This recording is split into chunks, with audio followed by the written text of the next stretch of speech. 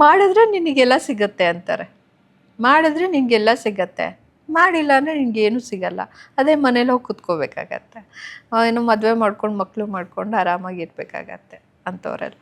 So you choose the second one.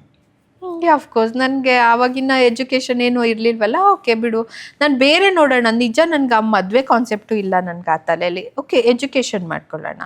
Education ಮಾಡ್ಕೊಂಡಾದ್ಮೇಲೆ ನಾನು ಪಕ್ಕ ಹೆಂಗೆ ಆಗಿಬಿಟ್ಟೆ ಅಂದರೆ ಒಳ್ಳೆ ಬಿಸ್ನೆಸ್ ಹುಡುಗಿ, ಬಿಸ್ನೆಸ್ ಮೈಂಡೆಡ್ ಆಗಿಬಿಟ್ಟೆ ನಾನು. ಬಿಸ್ನೆಸ್ ಮೈಂಡೆಡ್ ಆಗಿ ರೆಸ್ಟೋರೆಂಟ್ ಸ್ಟಾರ್ಟ್ ಮಾಡಿದೆ. ಹಾಂ. ಸೊ ಆಮೇಲೆ ವಾಪಸ್ ಬಂದು ಸಿನಿಮಾಯಿಂದ ದೂರ ಬಂದು ಮೊಬೈಲ್ ನಂಬರ್ ಎಲ್ಲ ಚೇಂಜ್ ಮಾಡಿದ್ರಾ? ನನ್ನ ನಂಬ್ತೀರಾ, ಇಲ್ಲಿವರೆಗೂ 22 ಇಯರ್ಸ್ ನನ್ನ ನಂಬರ್ ಚೇಂಜ್ ಆಗಿಲ್ಲ.